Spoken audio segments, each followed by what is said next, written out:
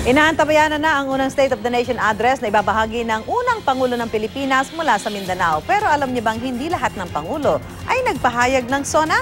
At meron din Pangulong nagbigay ng SONA pero hindi sa harap ng Kongreso. I do not want to say anybody standing there. Pag sinabi mong totoo, wag mo lang akong bulahin. I have seen how illegal drugs destroy individuals. Nakatakda ngayong araw ang kauna-unahang State of the Nation Address o SONA ni Pangulong Rodrigo Duterte. Iniuulat sa SONA ng punong ehekutibo ang kalagayan ng bansa. Ipinaalam ang agenda ng pamahalaan para sa susunod na taon at maaari ding magmungkahi sa lehislatura ng ilang mga batas. Ang magiging SONA ni Pangulong Duterte sa araw na ito ang ika-78 mula noong taong 1935. Pero hindi lahat ng Pangulo ng Pilipinas ay nagpahayag ng SONA, gaya ni Emilio Aguinaldo at Jose Laurel. Wala kasing nakasaad sa saligang batas ng panahon nila ukol dito. Iba ang sistema natin noon. Mas subordinate ang legislatura at hindi tinuturing co-equal branch. Sa ilalim ng 1935 Constitution, ginaya nila ang sistema sa Amerika na nagkakaroon ng State of the Union Address, ang tawag nito sa report ng Pangulo sa kanilang Kongreso. Si Manuel Quezon ang kauna-unahang Pangulo na nagpahayag ng SONA. Inihayag ang unang SONA sa isang espesyal na sesyon ng National Assembly noong ika-25 ng Nobyembre taong 1935. Makasaysayan din ang naging SONA ni Elpidio Quirino noong 1950. Natatanging si Elpidio Quirino lang ang Pangulo ng talumpati gamit ang himpilan ng radyo. Sa pagkakataon kasing iyon, nagpapagaling ang Pangulo sa ospital sa Estados Unidos. When he was confined, may heart problems siya.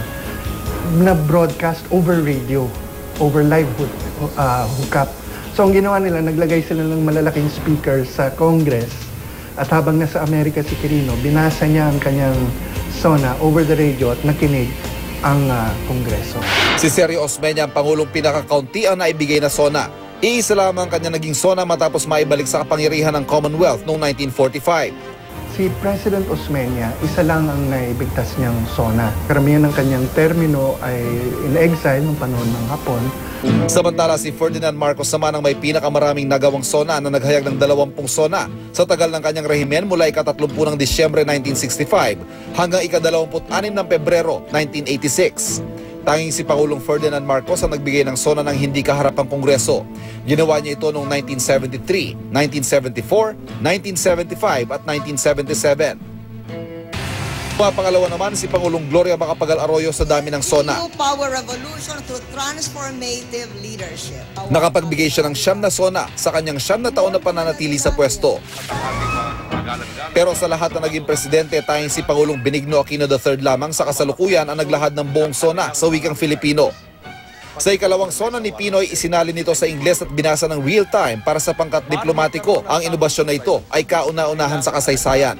May mga earphones ang mga diplomatic corps dahil binabasa namin yung official English translation, sinasabayan namin si Pinoy para maintindihan ng mga ambassador.